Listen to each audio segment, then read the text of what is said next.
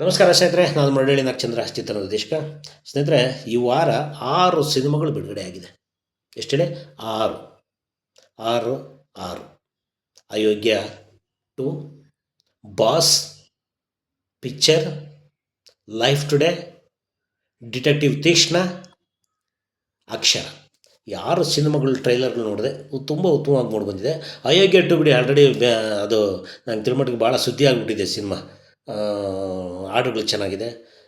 ಜೊತೆಗೆ ಬಾಸ್ ಅದು ಕೂಡ ಒಳ್ಳೆಯ ಸುದ್ದಿಯಾಗಿತ್ತು. ಅದೆಲ್ಲ ಕೋರ್ಟ್ಗೆಲ್ಲ ಹೋಗಿ ದರ್ಶನ್ ಅವರ ಕುರಿತು ಸಿನಿಮಾ ಅಂತಂದು ಅದೆಲ್ಲ ಸ್ಟೇ ಎಲ್ಲ ತಂದು ಈಗ ಅದನ್ನೆಲ್ಲ ಕ್ಲಿಯರ್ ಮಾಡ್ಕೊಂಡು ಈ ವಾರ ಬಾಸ್ ಸಿನಿಮಾ ಬಿಡುಗಡೆ ಆಗಿದೆ.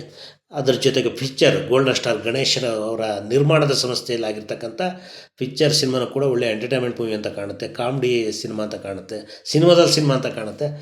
ನೋಡೋಣ, ಆ ಸಿನಿಮಾನೂ ಕೂಡ ಚೆನ್ನಾಗಿರ್ಬೋದು.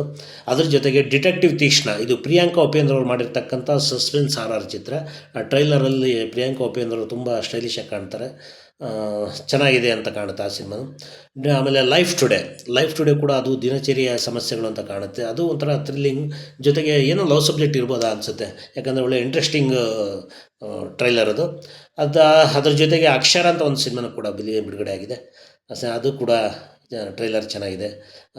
ಕಲಾವಿದರು ತುಂಬ ಚೆನ್ನಾಗಿ ಅಭಿನಯ ಮಾಡಿದ್ದಾರೆ. ಸ್ನೇಹಿತರೆ, 6 ಸಿನಿಮಾಗಳು ಕನ್ನಡ ಸಿನಿಮಾಗಳು. ದಯವಿಟ್ಟು ನಿಮ್ಗೆ ಯಾವ್ಯಾವ ಸಿನಿಮಾ ಇಷ್ಟ ಆಗುತ್ತೋ ಆ ಸಿನಿಮಾ ನೋಡಿ, ಕನ್ನಡ ಚಿತ್ರಗಳನ್ನು ಆರಿಸಿ ಹಾರೈಸಿ ಪ್ರೋತ್ಸಾಹಿಸಿ. ನಮಸ್ಕಾರ ಸ್ನೇಹಿತರೆ.